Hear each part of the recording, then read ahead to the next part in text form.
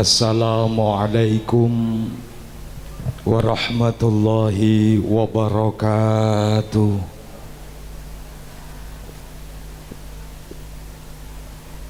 Pinang ditanam rapat-rapat, banyak lumpur dalam kali. Menjawab salamnya ndak semangat, alamat minyak sayur naik lagi. Assalamualaikum warahmatullahi wabarakatuh.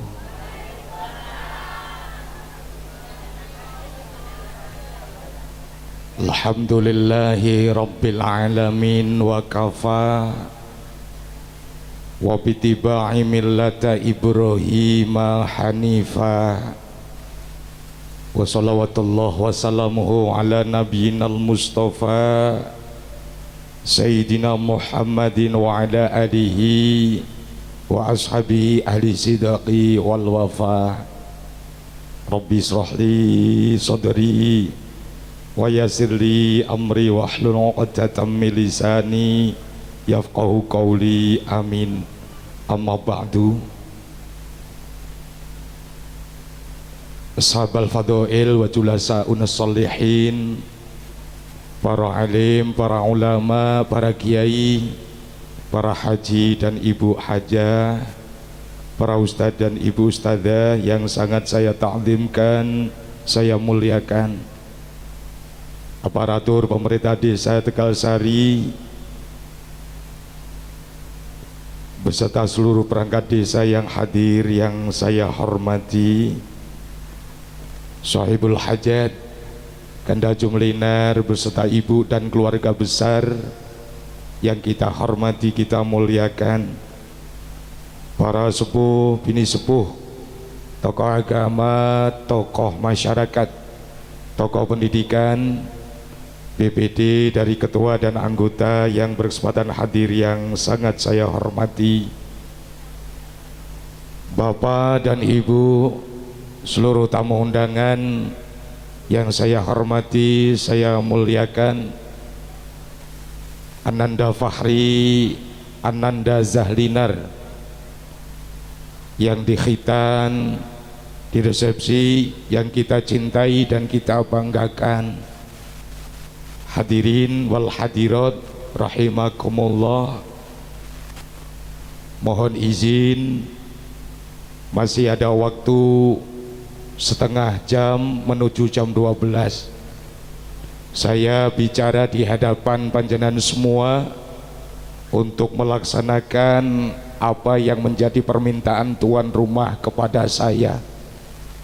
Mohon doanya, semoga apa yang akan saya sampaikan ini dibarengi inayah dan barokah dari Allah Ta'ala sehingga menjadi ilmu yang manfaat, khususnya untuk saya dan umumnya untuk kita semua. Bapak Ibu yang saya hormati, salah satu kunci kebahagiaan keluarga itu adalah adanya anak-anak yang baik. Yakuna auladuhu abrorun. Satu rumah tangga jika bisa mempunyai anak-anak yang baik, maka dijamin keluarga itu akan bahagia.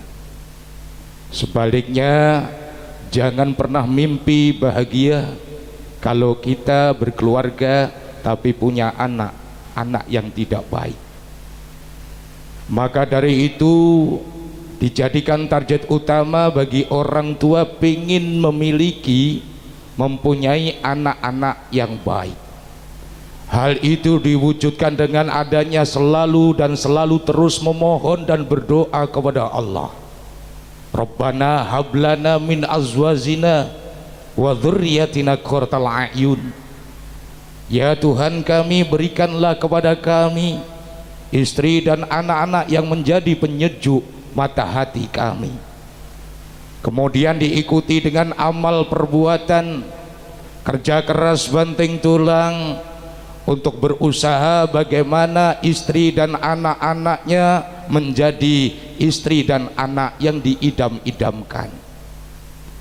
Oleh karena itulah Bapak Ibu, dari SP2 saya nggak bawa materi pengajian, hanya sedikit pesan Rasul yang ingin saya sampaikan kepada saudaraku sekalian seiman seagama.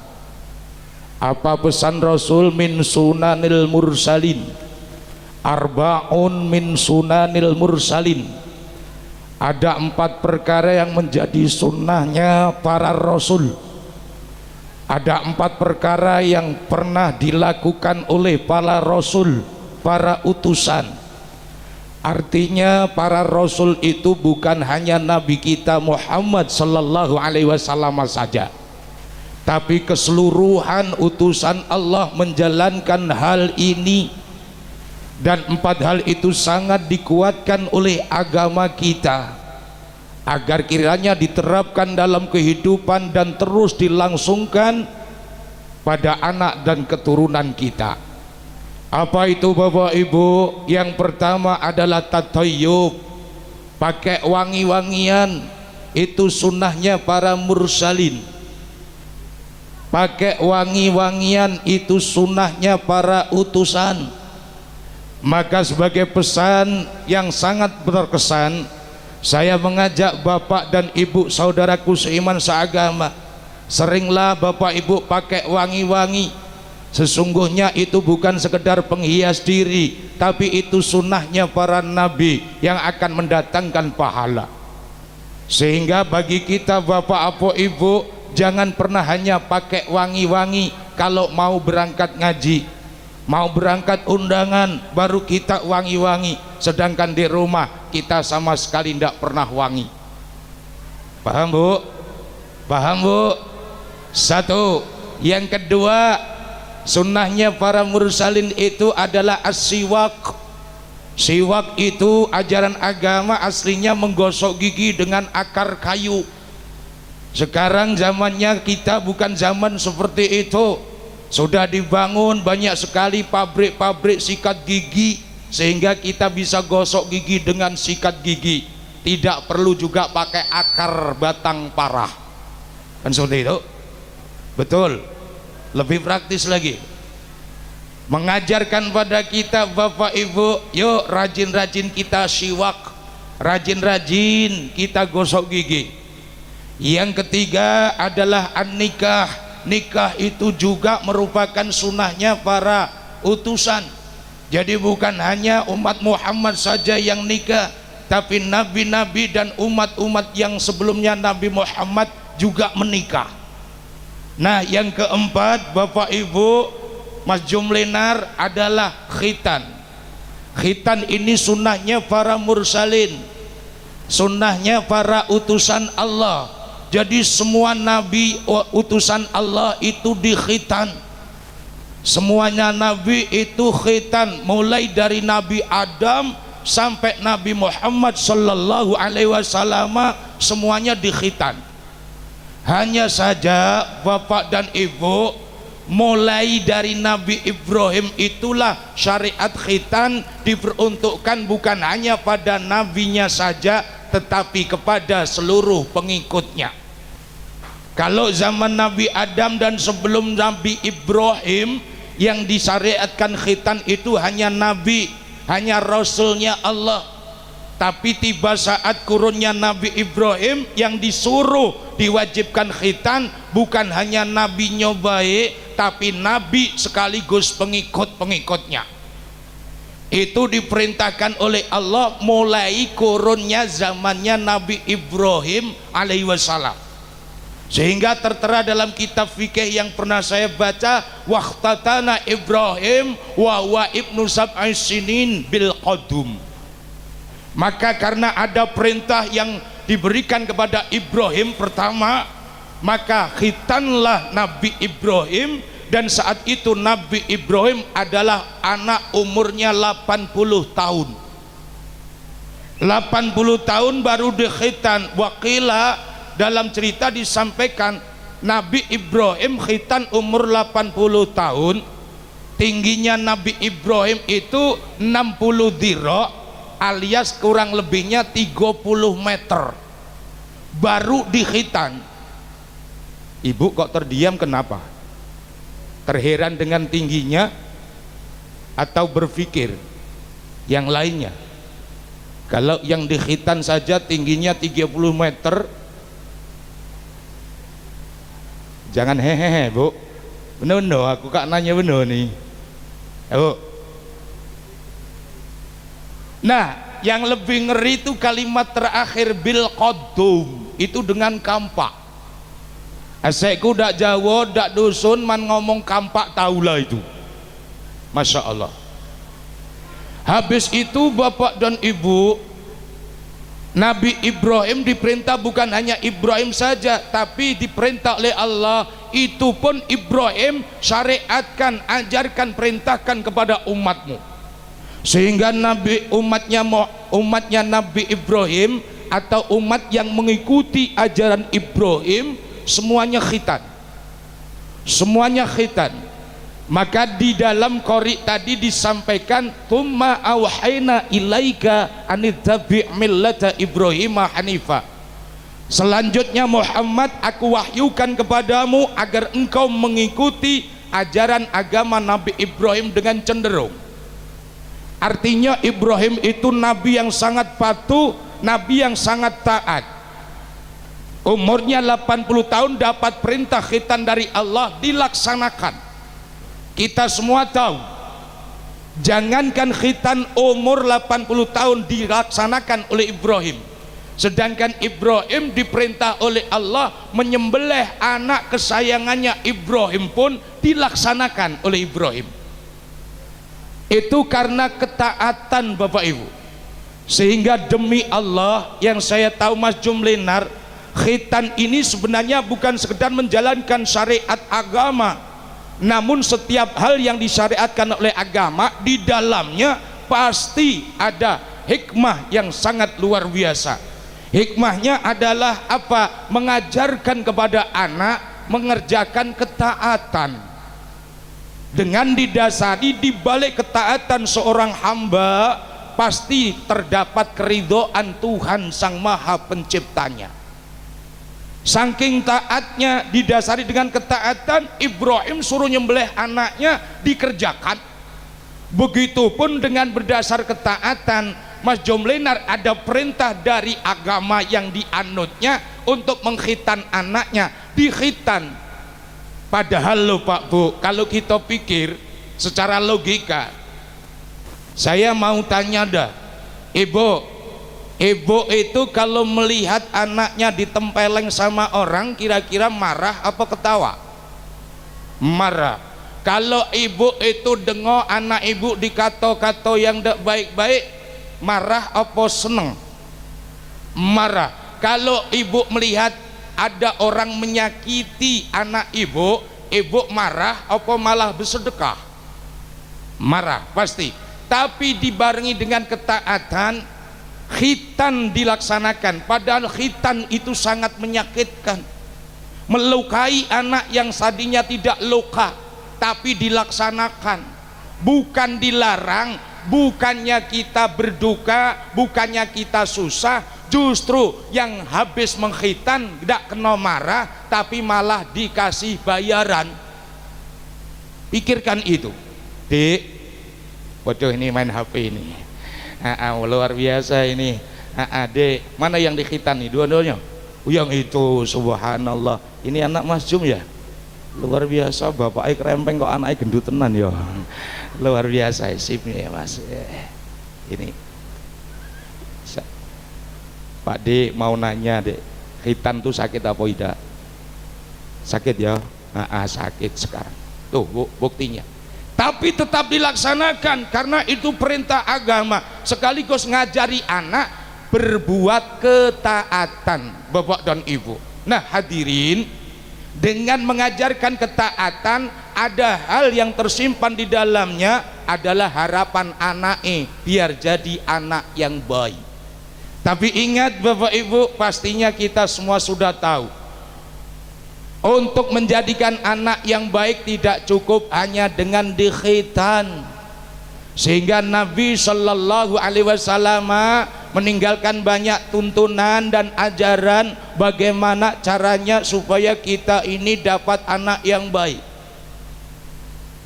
termasuk di dalamnya adalah di khitan. Kembali sedikit ngomong khitan. Khitan itu aslinya bahasa Arab, diekspor ke Indonesia tetap saja jadi khitan. Lalu berlari ke dusun Muara Megang, sampai sana pun masih tetap khitan. Dibawa lari ke SP2 sudah mulai kata-katanya lain. Ada yang ngomong khitan, ada yang ngomong sunat, ada yang ngomong tetak, ada yang ngomong supit. Laju yang benar yang mana? Galu-galunya benar. Khitan itu artinya memotong. Sunat, yang dimaksud sunat, khitan itu sunahnya para utusan. Kalau wong Jawa ada ngomong tetak sama bayi, dak Jawa dak dusun namek tetak itu adalah motong. Itu kadang jadi permasalahan loh Pak Bu. Sopit, Ibu, Bu, pernah makan mie ayam? Pernah. Kalau ibu makan mie ayam ndak pakai sendok, pakai apa? Pakai sopit ya? Pakai sopit ya? Kenapa disebut sopit? Mohon maaf, karena zaman dulu proses khitan itu pakai sopit alias dicepit. Mohon maaf, itu bahasanya macam-macam, jadi nggak usah dipermasalahkan. Bahasa agamanya khitan yang artinya memotong, sehingga yang saya tahu motong itu dalam agama ada dua. Satu adalah khitan motong ari-ari, bahasa kami Bu, wong Jawa itu ari-ari. Man kita dusun apa itu Bu? Same. Ari-ari itulah konco bayi. Nah, ari-ari itu dipotong, itu ajaran agama. Alhamdulillah di agama kita mengajarkan motong ari-ari. Kalau sampai nggak ngajarkan, lalu ari-ari kelang-kelengar itu tidak dipotong, alangkah susahnya Bapak Ibu. Terutama saya, susah lagi ceramah, tangan kiri pegang mic, tangan kanan bawa ari-ari. Maka dipotonglah, itu agama. Begitu. Setelah dipotong ada mitos tersendiri menurut daerah masing-masing. Katanya ada yang ngomong nggak boleh langsung ditanam, lalu taruh dulu di piring yang terbikin dari tanah sembari nunggu sisa yang masih tersisa di pusat. Maka ada yang ngomong bayinya nangis bayi apalah tenang, masih nangis. Wong Jawa ngomong apa rong popot belum potol, apa itu bahasanya? Aku ini susah Bu kalau ngomong-ngomong yang itu. Belum pot, ya belum pacul, ngono wae lah. Oh belum pantes, insya Allah nanti kalau itu yang tersisa di pusat lah pacul, insya Allah bayinya tenang. Setelah yang tersisa itu pacul, dijadikan satu. Ada saran, nah tanamlah itu. Ada yang ngomong jangan langsung ditanam, dijemur dulu katanya. Ngapo dijemur Pak, Bu? Supaya nanti anaknya cerdas, ketiaknya udah bau katanya. Ada yang ngomong itu. Ya dilaksanakan, alhamdulillah Bu, ternyata manjur. Setelah besar, anak ari-arinya yang dijemur seharian itu di atas genteng, anaknya pointer luar biasa, tapi mudah masuk angin. Kenapa? Karena ari-arinya sering kena angin. Yang kedua yang saya tahu, khitan itu motong, di situ namanya hulfah. Mohon maaf Bapak Ibu, memotong kulit di ujung kelamin laki-laki. Ngapa tuh harus dipotong? Karena di dalam kulit itu tergumpal sisa-sisa najis yang harus dibersihkan untuk mempermudah dia beribadah kepada Allah, terutama mengerjakan sholat. Oke, ada saudaraku yang ngomong, Dempa aku udah khitan tapi selalu dibersihkan kok setiap mau sholat. Silakan, paling tidak setiap mau sholat bawa sikat gigi 2, satu untuk gigi atas, satu untuk gigi bawah. 10 kali digosok habis itu. Inilah agama, maka dinamakan khitan. Wong Jawa ngomong sunat sama baik, ada yang ngomong tetak, ada yang ngomong supit sama baik Wak Ulin, sama baik. Nah, man bahasa Cina beda lagi, ada yang ngomong bahasa Cinanya apa Wak Zaifun, tong cuk li, itu kata wong Jawa. Itu mohon maaf, dembo, tidak usah dilanjut itu, ngaji itu benar-benar jangan ingat itu. Bon. Nah, selain di khitan ada pesan istimewa Mas Zum untuk kita Bapak Ibu sekalian, supaya anaknya ini nanti bisa menjadi anak yang baik. Yang pertama, tidak banyak, 3 hal saja. Ayuhsina ismahu wa ayuhsina adabahu wa ayu'alimahul kitab. Perbaiki nama anakmu, njuk nama anakmu yang baik. Yang kedua, beri pendidikan anakmu menuju tatanan akhlak yang karimah, akhlakul karimah. Yang ketiga, ajarkan dia kitabmu, yaitu Al-Quran. Bapak dan Ibu, yang pertama pesan Rasul, njuk nama anakmu nama yang baik. Ada syarat tersendiri Pak Bu. Menurut tuntunan agama, nama yang baik itu yang cak mano, laju-lajulah kita yang nak njuk. Tapi ada tuntunannya.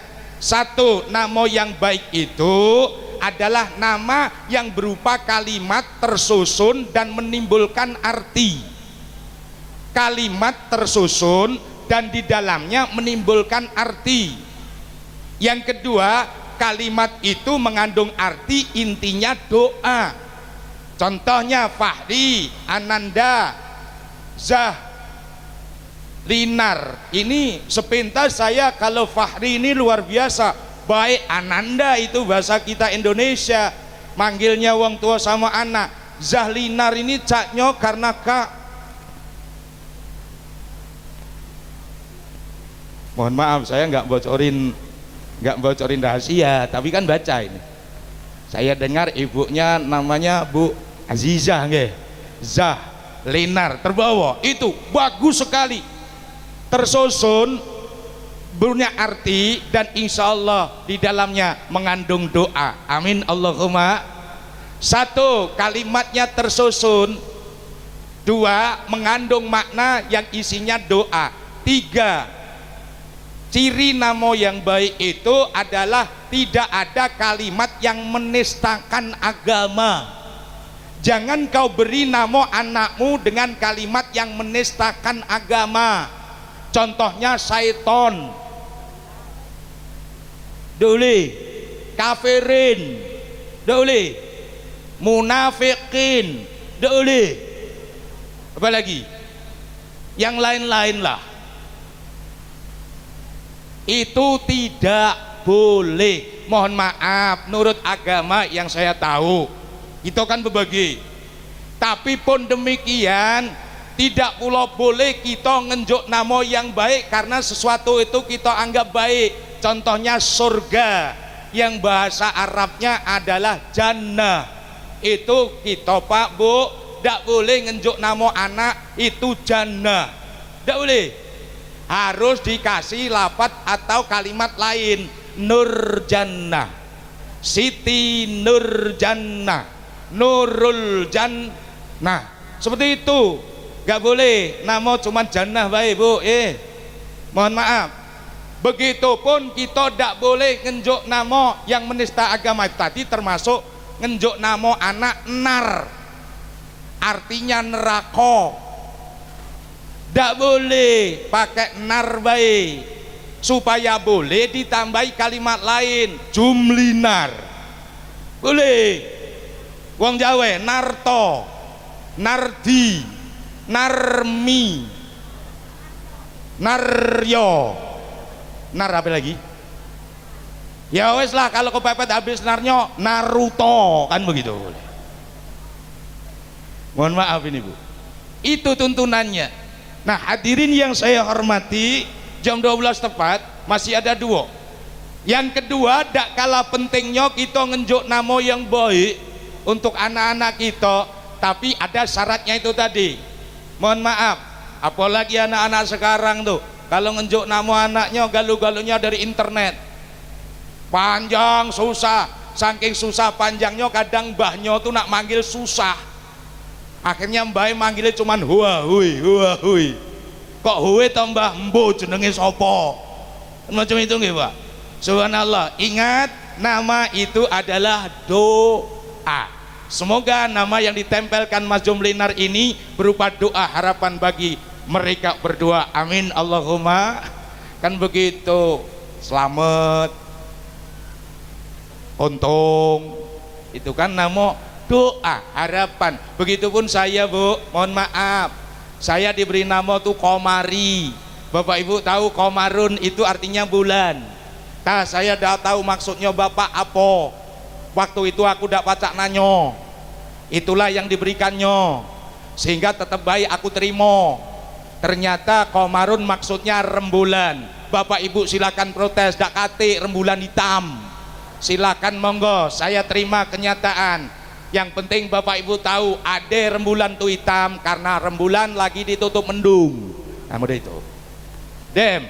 Yang kedua, tidak kalah pentingnya Mas Jum, Mbak Aziza, tidak kalah pentingnya supaya anak kita nih baik adalah kita didik dengan pendidikan akhlak dan moral, berawal dari percontohan kita, terutama seorang ibu. Al-ibtidaul ula, ibu ini pendidikan awal, maka seorang ibu harus cenderung memberikan pendidikan pada anak-anaknya, karena rata-rata anak itu identik cenderung sama ibunya. Betul Bu? Betul Bu? Hampir 24 jam anak itu bersama dengan ibu, bapaknya jarang-jarang. Nah maka ditentukan oleh sang ibu pula, didik anak kita untuk mendapatkan peradaban akhlak yang karimah. PR besar bagi kita Pak Bu saat ini tentunya kita prihatin dengan kondisi anak-anak kita. Terus kita berusaha jangan pernah berhenti berdoa kepada Allah Subhanahu wa ta'ala. Paling akhir, tidak kalah pentingnya dari itu, anak-anak kita terutama wong Islam harus diajari Al-Quran. Ingat saudaraku, harus diajari Al-Quran. Selamat datang Pak Kades, monggo silahkan duduk dulu. Ajarkan anak-anak kita Al-Quran. Oh ya, sama Mamang, silahkan duduk Mang. Sambil ngulur waktu ini Pak, sambil ngulur waktu. Oke, saya ulangi, ajari anak-anak kita Al-Quran. Man kita tidak mampu, kurang mampu, silakan pasrahkan sama guru-guru ngaji yang ada, terutama di Tegal Sari. Saya melihat ada rumah tahfidz di situ. Alhamdulillah itu tempat bernaungnya anak-anak kita. Silakan anak-anak kita didik dengan pendidikan yang lain, tapi tolong Al-Quran jangan sampai pernah ditinggalkan. Sebab apa? Al-Quran itu adalah patokan, Al-Quran itu adalah tuntunan yang mestinya tetap kita jadikan pegangan, baik untuk anak kita ataupun untuk kita, bahkan untuk dzurriyyah kita. Paling akhir saya ngajak Bapak Ibu untuk merenungkan satu pesan di dalam Al-Quran, yang pesan ini adalah pertanyaan seorang nabi kepada anak-anaknya, yang pertanyaan itu perlu dan harus kita renungkan. Nabi Yakub bertanya pada anaknya yang jumlahnya sangat banyak dengan kata yang sangat indah, ma ta'budu mim ba'di, anak-anakku, apa yang nak kamu sembah nak setelah aku mati. Pertanyaan orang tua dalam Al-Quran disebutkan ma ta'budu mim ba'di, anakku man mak lah mati, kau nak nyembah apa? Apakah pertanyaan ini pernah kita pegangi dan kita pertanyakan pada anak kita, sekalipun hanya masih di batin kita? Atau bahkan yang kita tanyakan adalah sebaliknya, bukan ma ta'budu mim ba'di, tapi justru yang kita tanyakan, ma takulu mim ba'di. Nak, yang sering aku tanyakan, apa yang nak kamu makan setelah bapak emak dak katik lagi? Apa yang nak kamu makan setelah bapak mama lada ado lagi? Ini pertanyaan tidak salah, tetapi kurang kualitasnya. Yang sangat berkualitas adalah tanyakan pada anak-anak kita, dalam hati kita masing-masing. Ayo anaknya tetap didik Al-Quran. Dengan Al-Quran insya Allah anak-anak kita diarahkan oleh Allah subhanahu wa ta'ala menuju jalan kebenaran dan diridhoi oleh Allah subhanahu wa ta'ala. 12:05 mohon maaf, hari ini Mas Jum saya nggak ada agenda nyanyi, jujur karena saya sudah kehabisan suara ini. Suaranya wis ngantek kaya jarwo ya Pak. Suaranya ngantek kaya jarwo. Nah kebetulan dikit deh ada tadi nyanyi, tapi ternyata laguku lah diambil oleh tuan rumahnya. Jadi aku udah katik lagu lagi. Mohon maaf yang sebesar-besarnya, mudah-mudahan berkenan. Selamat ya nang, di khitan cepet gede, balik lagi sekolah. Pak D sekali lagi mau nanya, man besok kaki nak pengen jadi apa? Mikir. Apa? Jadi pengen jadi kiai, pengen jadi ustad, pengen jadi apa kamu? Polisi. Oke. Polisi. Ya Allah, kita bukannya polisi Pak Bu ini. Kalau dulu badannya itu tentara ini. Tentara ya nang, mau? Apa pilot? Oh enggak tahu. Oke. Ya apapun cita-citamu, insya Allah kami semua yang dihadirkan orang tuamu sebagai cinta kasih sayangnya, kita mendoakannya. Semoga hajat Mas Jumlinar dipayungi oleh Allah Ta'ala, putra yang dikhitankan senantiasa mendapatkan keberkahan, perlindungan, keridhaan dari Allah Subhanahu wa Ta'ala. Al-Fatihah. A'udzubillahi minasyaitonirrajim. Bismillahirrahmanirrahim. Alhamdulillahi rabbil alamin arrahmanir rahim maliki yaumiddin.